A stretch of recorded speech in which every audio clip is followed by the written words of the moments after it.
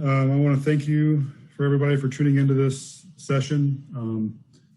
We want to thank CMAA for giving us this opportunity. We'd rather be there in person, but it's been organized very well, and we're glad to be here, and we hope you enjoy this session. We've entitled it Ramping Up with a Purpose and Plan.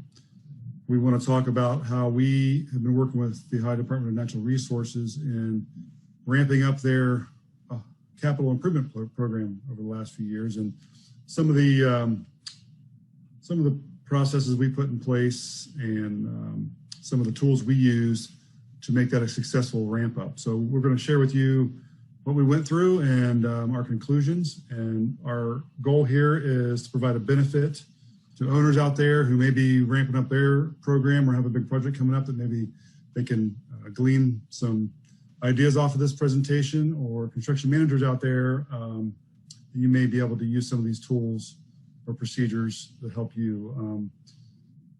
With us today, we have myself, Bryce Clausen with Hill International, Todd Cooper with Hill International, and Samantha Cawthorn with the Ohio Department of Natural Resources.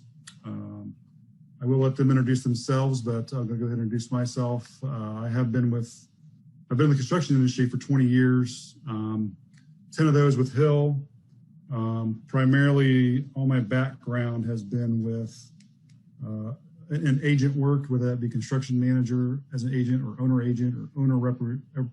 rep or consulting, whether that be scheduling consulting or estimating or anything in that realm.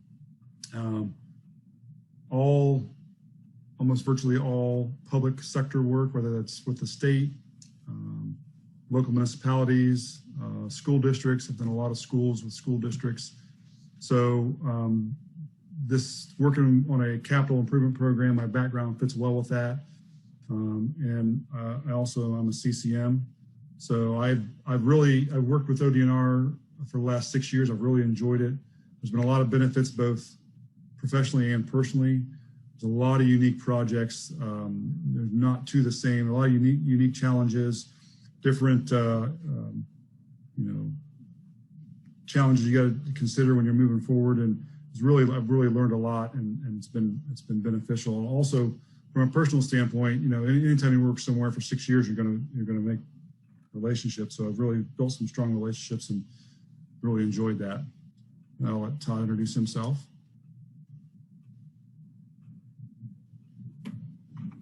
Thanks, Bryce. My name is Todd Cooper. I'm a Senior Vice President with Hill International. I'm currently the Operations Manager for Hill in the Midwest. At the outset of our work with ODNR that we'll be discussing as part of this presentation, I was the Program Manager and was focused on the initial development of the program standards and procedures before turning that over to Bryce as we move further into the program.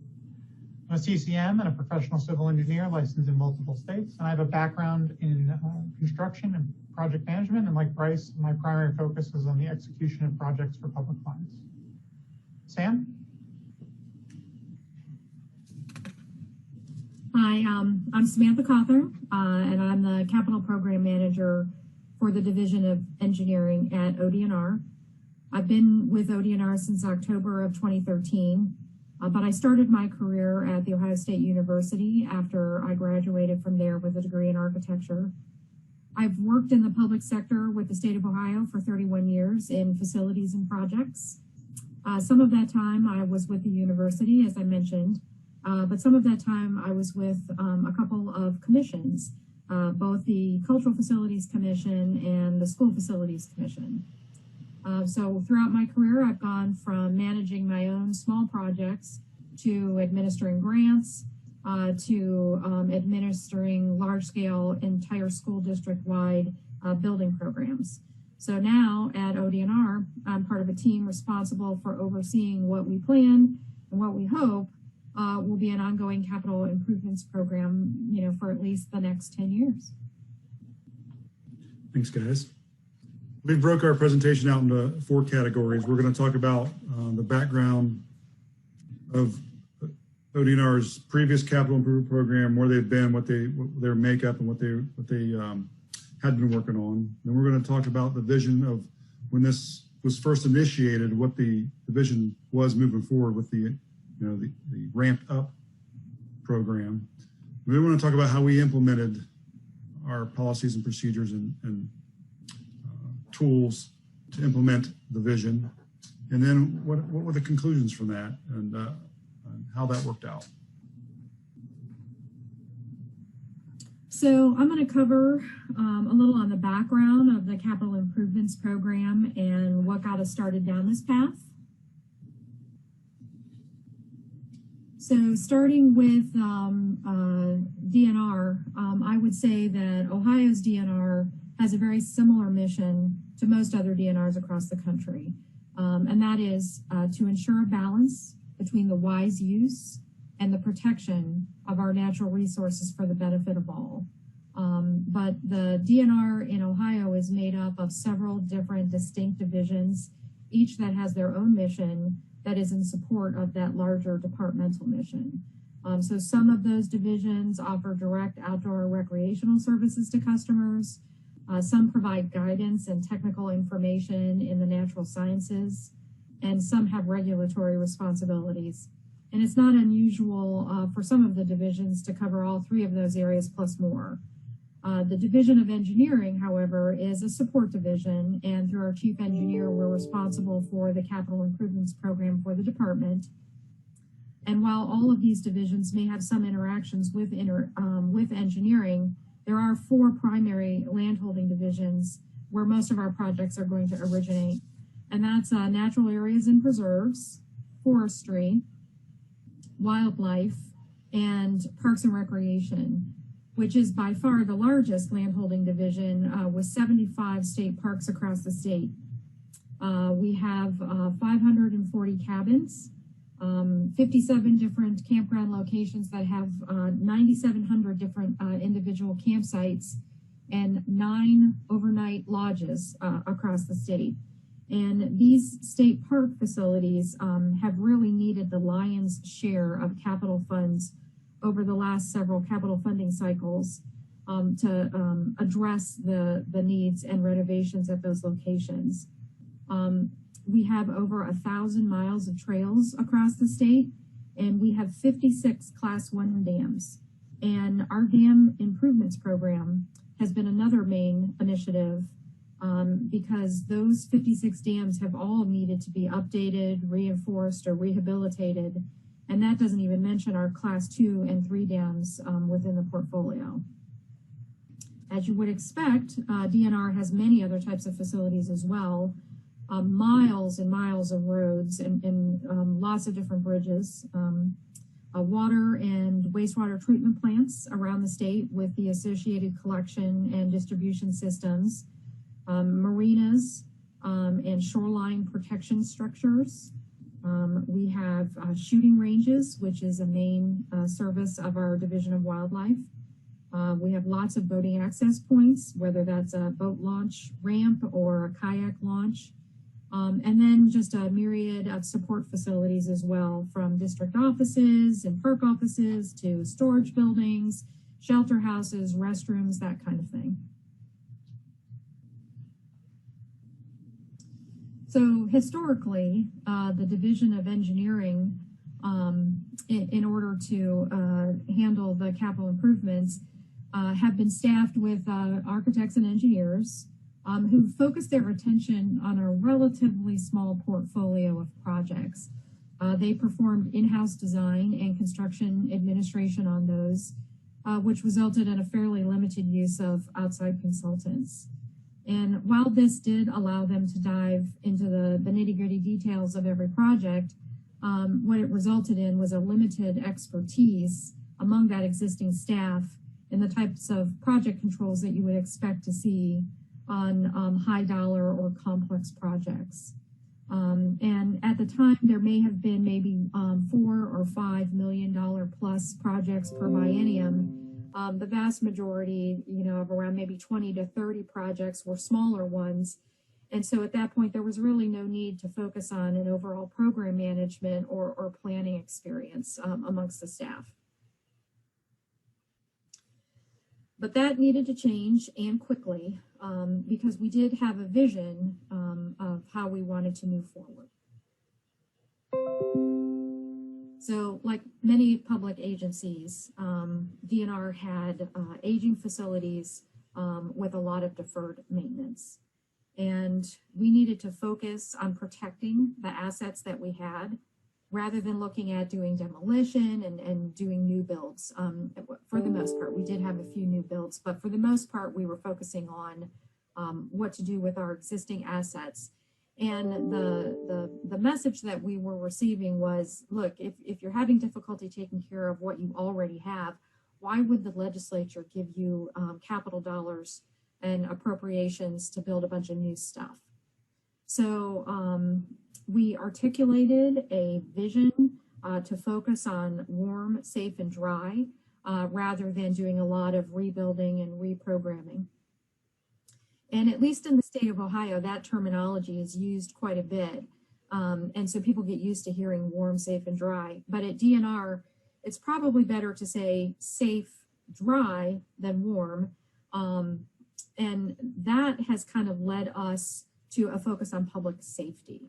So we're focusing on the kinds of things that we need to do with this deferred maintenance to keep the public safe.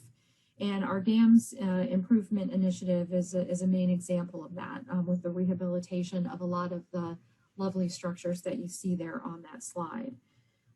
We had infrastructure improvements that were required, water, wastewater, electrical service. A lot of that stuff has been in place since these parks were created. Our lodges, a lot of them are original to when parks were being established, and some of them are over 60 years old. A lot of them are in that 40 to 60-year-old range, and haven't had any major life safety upgrades. And so we've been focusing on that. And then moving into some of the dry with some of our roof replacements and building envelope projects. But, you know, as an entity, we do receive some general revenue funds, but that is not our only source of funding. So we do need to be aware of and consider how we can increase revenue. That means we have to upgrade amenities for our customers because a lot of this infrastructure that we're talking about is buried or hidden behind walls and not the kinds of scope that people see. So we did have to balance that with some upgraded amenities so people saw progress with the capital appropriations that we were hoping to receive. So the history of the capital funding that ODNR has got has shown that it's very competitive within the state agency realm for capital dollars. And our piece of the pie was a much smaller chunk, I think, than what we would have liked to have seen and DNR at the time was seeing. And so what happens is, as you get used to that portion of the pie and you're building your plans and your approach to that, you know, it starts to result in smaller dollar value projects and taking those larger scope projects and phasing them across the biennium. And it develops a mindset that this is how you have to do projects. And unfortunately, while they were doing the best that they could with what they had at the time, that approach tended to exacerbate the deferred maintenance that we have because things are obviously going to continue to deteriorate over time. So as we looked forward at the beginning of the 15-16 biennium, we found ourselves with an overwhelming $1 billion, an estimated amount in deferred maintenance, and not a lot of good master planning. But what we did have was a lot of easily identifiable low-hanging fruit, is what we called it, and a commitment from our administration within the state to increase the capital appropriations to DNR, kind of test out our ability to get that money moved through and out the door. So as we started, we meant to prove to the administration, both within DNR and down in the governor's office, as well as the legislature, that if you give DNR the money, we are going to get it out the door. And that meant that the Division of Engineering needed to rapidly increase its capabilities to accommodate that increased commitment. And that meant re-imaging the division And we needed to change our staff from that kind of in the weeds detail to a more elevated project management delivery focus. And that meant delegating to outside consultants in order to leverage the industry expertise. And several of us who were brought in at that time, but most particularly my boss, Steve Brzezinski, who's the capital program administrator, had experience with the CM as agent through our school facilities time. And as that process started to morph over at school facilities, it started to become an owner agent role from CMA to owner agent. And it became apparent to us that that would be a really good model for us to pursue as a way to augment our staff and assist them with that transition that was going to be required of them. And that's where Hill came in. So what advantages did using Hill as an owner agent on this program provide ODNR? The first was flexibility in staffing to match the needs of the program. Hill's been able to ramp staffing up and down based upon the program's needs to match what the program requires. As Sam discussed, ODNR has a variety of different facilities, so Hill's been able to bring to the program a wide variety of subject matter experts in all the different project types to assist with project delivery and project issues where required. Hill's also been able to bring to the program lessons learned and experiences from the private sector to help inform the development of best practices and inform the selection of appropriate delivery methods for each project, as we'll discuss in depth later in the presentation. A final big advantage that Hill's been able to bring to ODNRs is the ability to tailor the services for the program and each individual project to specifically dial in what's needed for each element. This drove us to structure our contract with ODNR around a concept of levels of service. And Sam's going to provide some discussion on how we did that. Right. So as we started working with Hill, the services, it really started to evolve into these basic areas. And the first one we call level A, which is program level management. And this is where I am most involved because this is where the budget tracking, schedule tracking, process development and best practice development all occurs. And I interface with all of the members on the Hill team on a daily basis on all of those things, because all of that information and all of that process leads to our ability to report. And there's a lot of reporting requirements that we have. The next level we call level B, which is our design stage services. And this is where the Hill staff work more directly with the project managers and supporting them through the process of design, from discussions early on about the appropriate delivery method for the project, which I know they'll be talking more about a little later in the presentation, to looking at the cost estimates coming from the design teams and doing reviews on those, helping with constructability reviews and helping develop the best bid packaging options. The next level of services, obviously level C, we call construction stage services. And this is another area where there's direct support to the project managers. And after the contractors engaged and submitting schedules, there's a lot of schedule reviews, change order pricing reviews, a big focus on compliance tracking, because there's a lot of that required with public projects. But also attending progress meetings with the PM or in lieu of the PM if necessary, going out and visiting sites. We have a lot of sites all over the state and project managers can't get out to all of them, and Hill has a standardized field report that they provide. And then if something does go off course, they help us with claims reviews as necessary. And as Todd mentioned, the subject matter expertise is sort of a on-demand kind of service, but it has really helped us in being able to pull in those subject matter experts through that owner-agent contract when timing is really important and you need to get some feedback right away. So thanks, Sam. So now we've talked about the goals of ODNR's capital program. We want to discuss the steps we went through to help ODNR execute the program. So the first challenge when Hill started is how we're going to manage the overall program budget and schedule. Specifically regarding budget, we had a number of items for consideration. ODNR has a complex series of funding sources that are integrated into their projects, including state capital bond funds, operating funds, and outside grants. And the spending for each of these sources needs to be tracked separately. Most of these funding sources are also time limited, or some of these funding sources are also time limited. So that has to be able to be considered as well. Reporting flexibility was also important for us to consider because we understood that as a governmental agency, leadership could change during the program. And those changes may produce different reporting needs. So we anticipated, correctly I might add, that the reporting needs have changed significantly over the life of the program.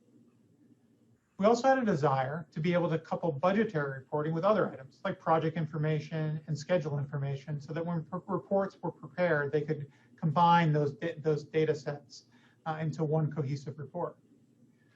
We also understood that the use of specialized software procured by ODNR was likely unrealistic due to funding limitations and IT procurement requirements and timelines. We also considered the use of specialized software provided by Hill, but there were concerns from ODNR how that could work long-term depending on Hill's future involvement in the program and what happened with the software and data if Hill was no longer involved. So the solution that was ultimately utilized was an Access database in conjunction with a SharePoint site for multiple user access. This provided us with many benefits. It provided us with an off-the-shelf software package that was already on ODNR's computers, and ODNR already had their own SharePoint server available. We had the flexibility then to develop reports on the fly as required, and also to use other tools for data analysis like Power BI, so that we could pick apart and analyze the data as required from the database. We also had the ability then to use other off-the-shelf software like Excel to assist with the collection and manipulation of data and to integrate that into the Access database. So once this was determined and implementation was underway, this was the first critical step. The next step was developing the program schedule. From a scheduling standpoint, what we really found was that one of the biggest drivers for the schedule was the procurement timelines for both AE contracts and construction contracts. Really because the length of these processes was long, and the fact that these awards could only be made after a state controlling board meeting. And these occurred on a fixed basis, either monthly or semi-monthly. So the controlling board meeting schedules and the procurement timelines provided the first building blocks for our schedule. The other main area for consideration of the schedule was the sequencing and prioritization of the projects. As Sam mentioned, there was a large amount of low-hanging fruit in projects that was available, but we couldn't just do them all at once because of limitations of resource availability. We couldn't just go execute and start every project at the same time. So we worked together with ODNR to develop an overall program schedule using a series of push-pull scheduling sessions where we use these to work through project priorities, interrelationships, and precedents between projects, and projects that had need-by dates or requirements so that we could integrate those into the schedule. We put all that data together and developed an overall program schedule for the capital improvement plan that the team was able to use to manage the entire program. The next critical piece to the puzzle was developing appropriate procedures. And there's a lot of them, but there's a few I want to focus on. The first really important piece was project initiation and design review approvals. As Sam indicated earlier, the division in engineering has a large number of client divisions that they're executing projects for. So it was really important to get sign off and buy-in from the client division that the project was being executed for, to make sure they had the appropriate funding available, that they understood what they were buying, and that at the end of the day, when we had construction documents ready to go out to bid, that those documents reflected the needs of the client division and what the project that was being executed matched their original vision. So it was really critical for us to get a process in place so that the client division along when the project was started and along each step of the design process signed off on the project to indicate their buy-in to make sure that we were executing it properly. Another key piece procedure that was developed was developing a procedure to assure and check the documents that they were ready for procurement and ready to go out to bid.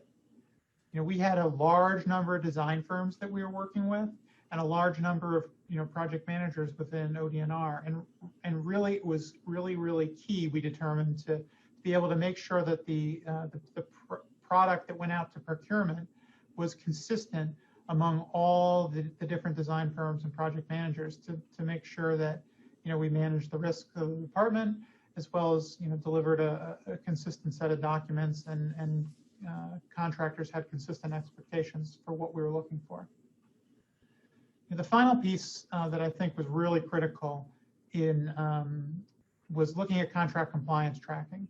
As Sam mentioned earlier, as a state agency, there are a lot of contract compliance elements when you look at EEO reporting and prevailing wage reporting and EDGE business reporting. So just to really name a few things. So there are a lot of important elements there that need to be tracked, audited, and make sure that once when we execute the projects, that the standards that the state establishes are being complied with.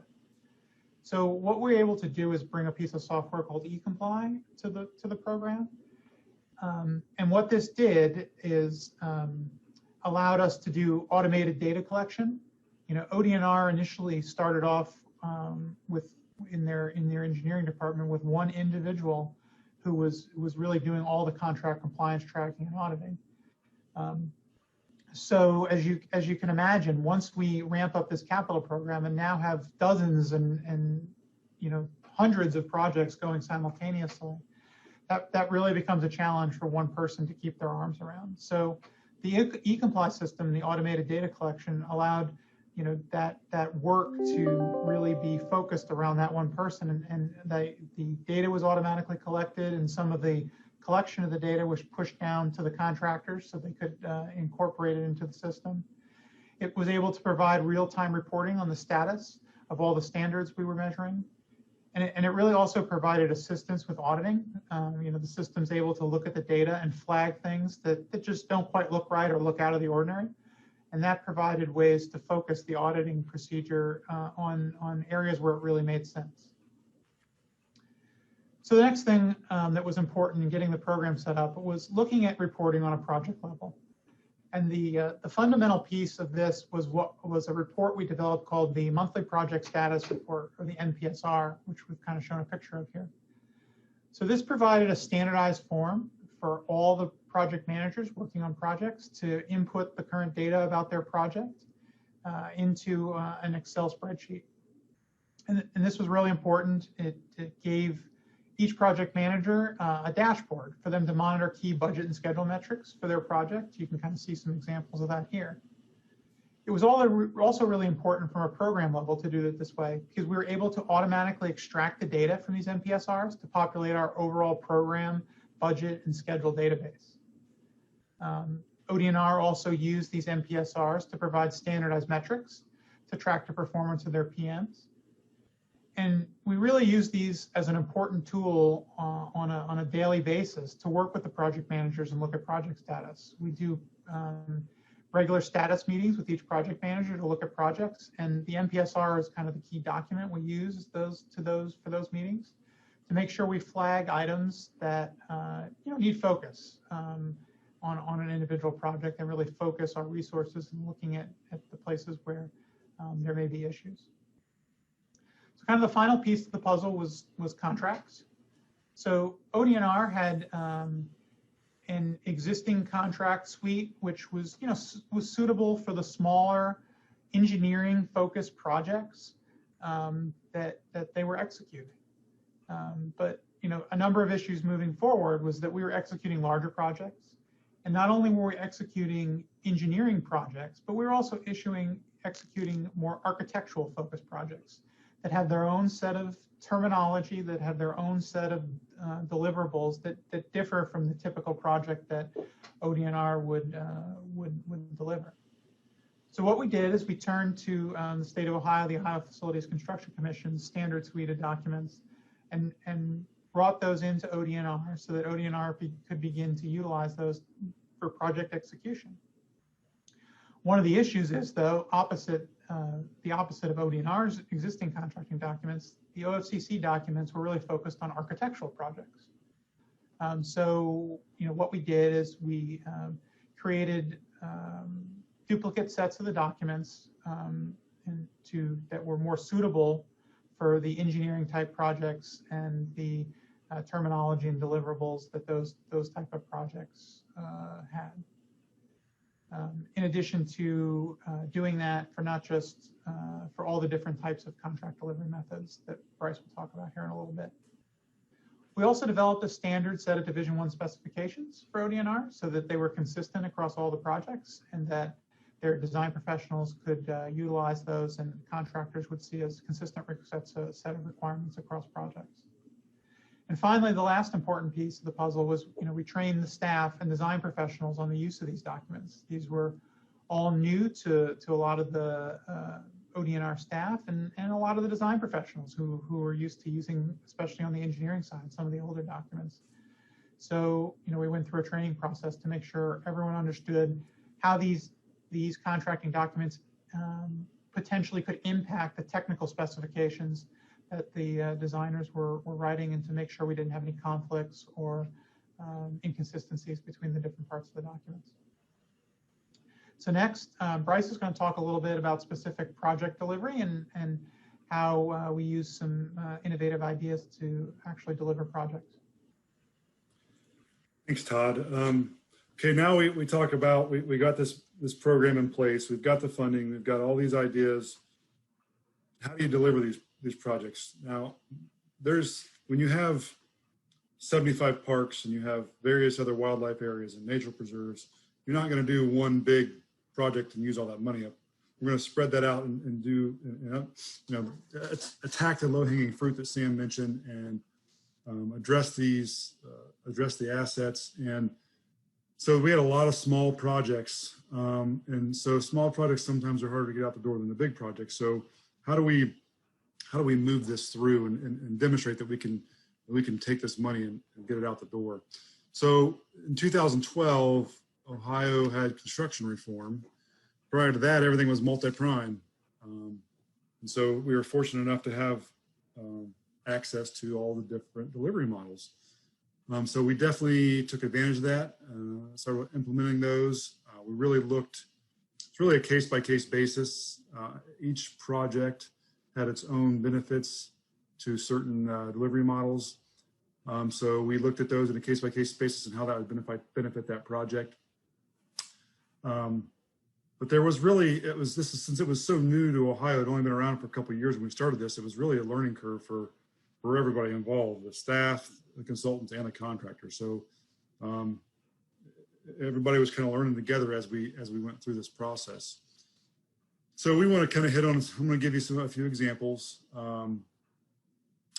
Design, build, construction manager at risk, general contracting, and indefinite delivery contract, design competition, and CMR multiple award. So just to give you some real case studies here, our first example is statewide cabins. So we went through and renovated a bunch of cabins. Now there's 540 cabins. We didn't hit them all, but we definitely try to take some of the worst ones, the low-hanging fruit per se, and address those. And when each cabin's $160,000, to say we did 100 of them, you don't want to have 100 projects. That's very cumbersome. So we implemented a design build model on this, and we awarded to 2 firms regionally.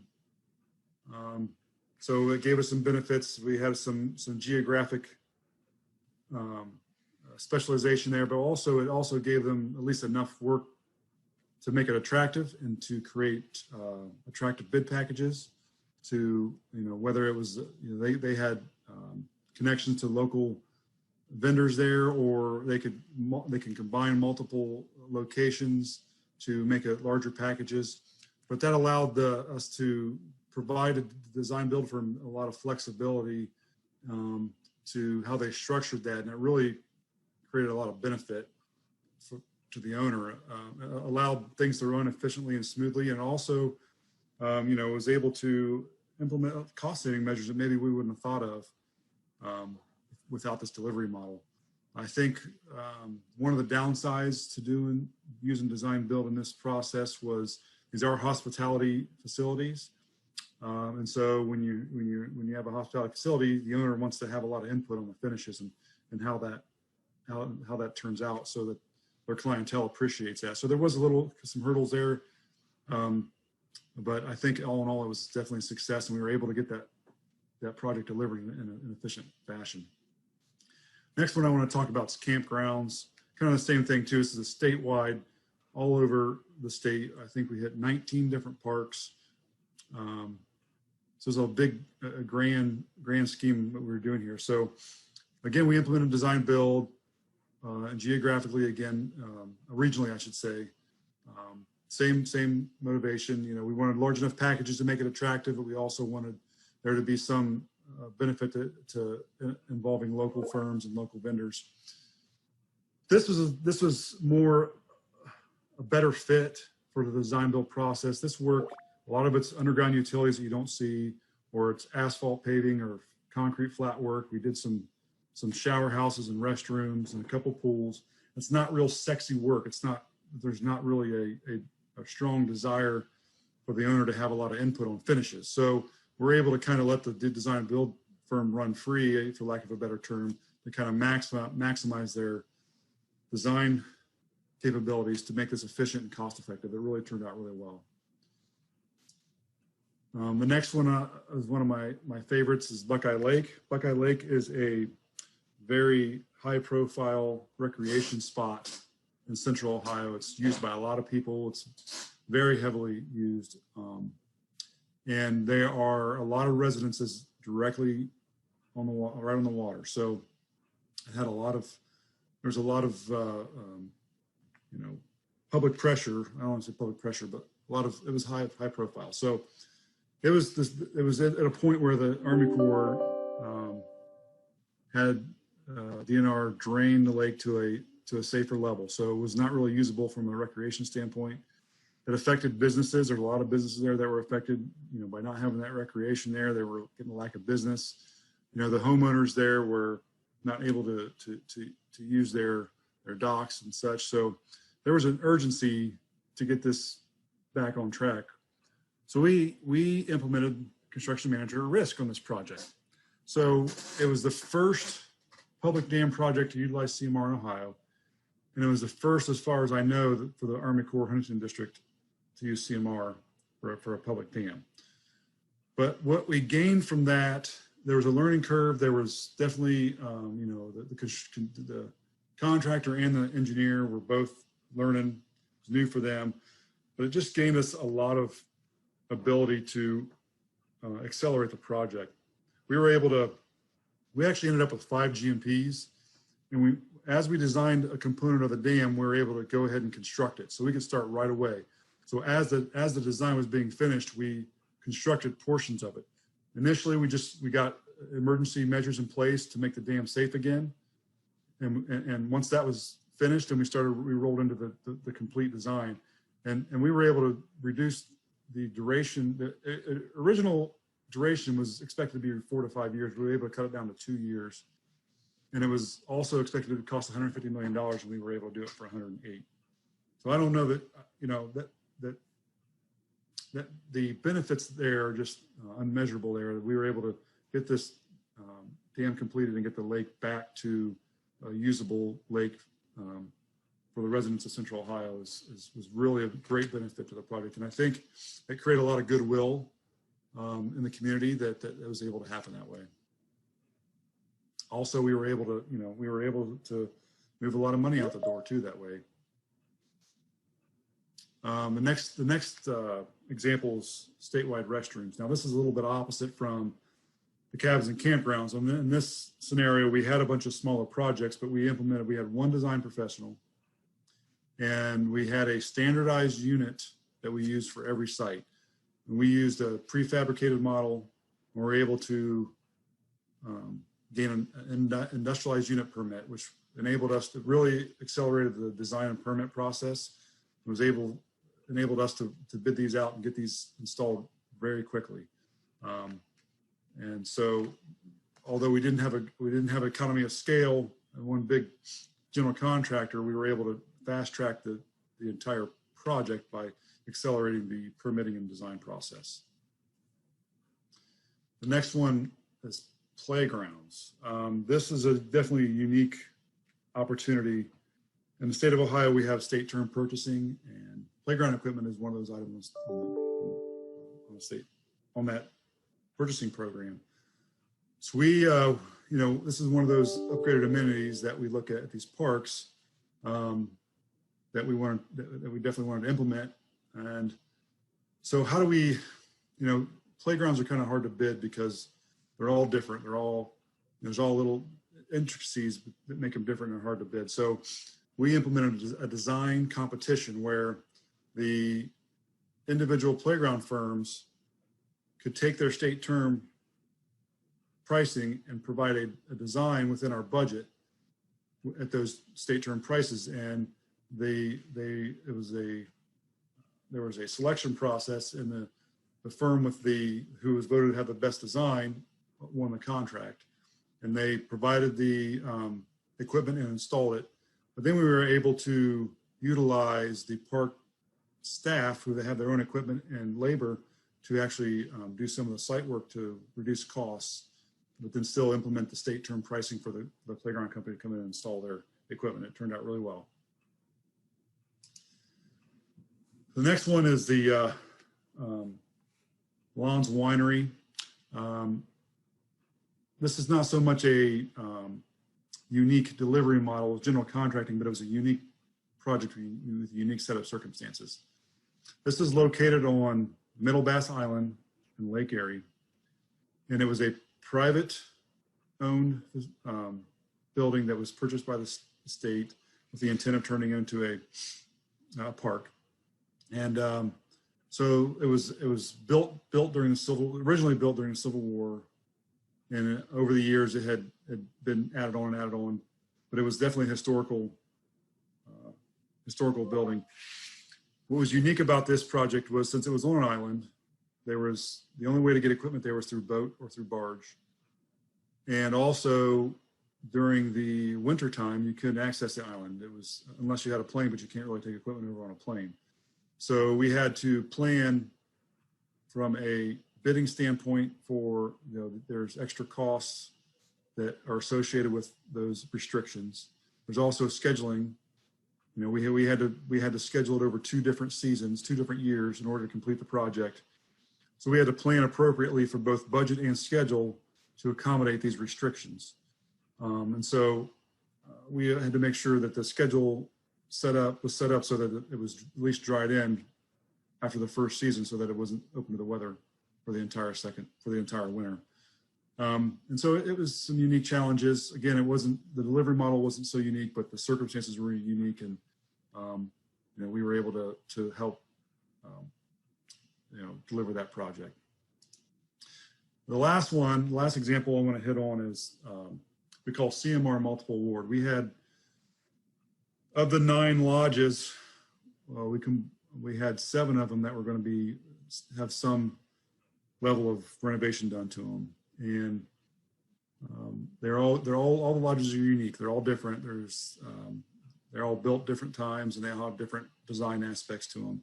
So there's no really repetitive features to them. So all the designs were going to be completely separate. So the design professionals were all hired separately and to design the renovation project.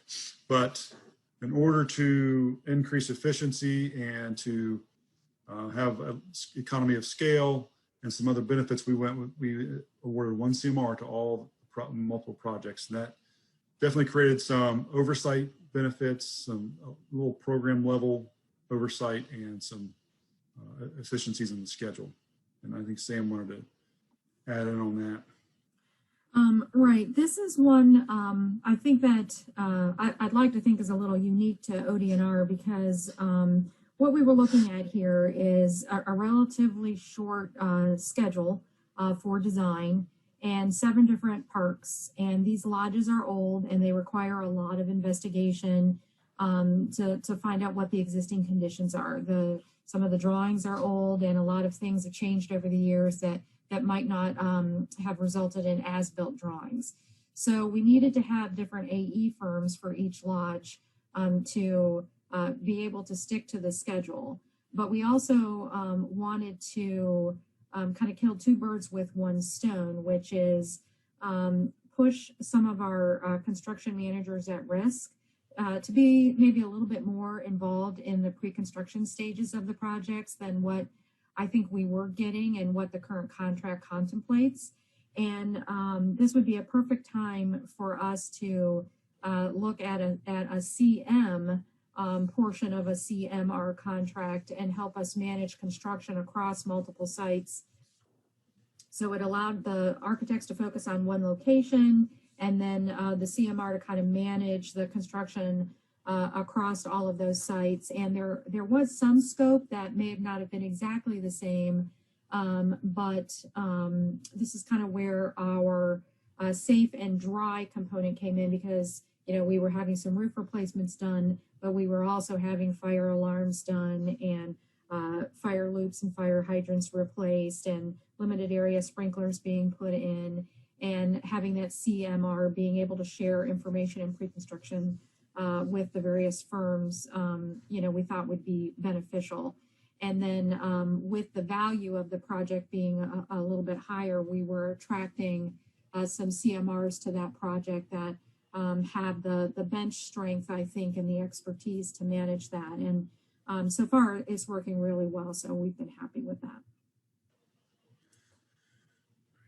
Yeah, so, it was every project you have a unique delivery method? No, some are just normal design build, but I think that we definitely used those alternative delivery methods to our advantage and really gained, I think we saw a real benefit from that.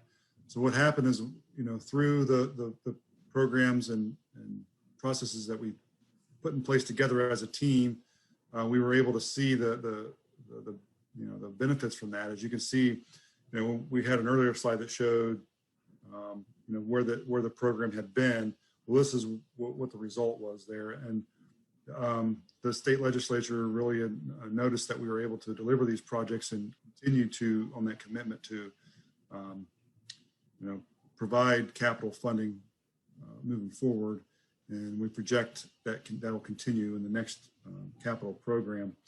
I think so far we've delivered almost $750 million in projects, and somewhere between 500 and 600 individual projects. So that's, I think that's a great accomplishment for the Department of Engineering. And I also believe that there was an audit done and by the state, and came back that we passed, so that those procedures and policies that were in place have been implemented and are being properly managed. So I guess I'd like to say it's a success. Moving forward, Sam was going to expand on that. Right. So, we've come a long way since the beginning of the 2015 biennium. And we have met our goals in getting projects done.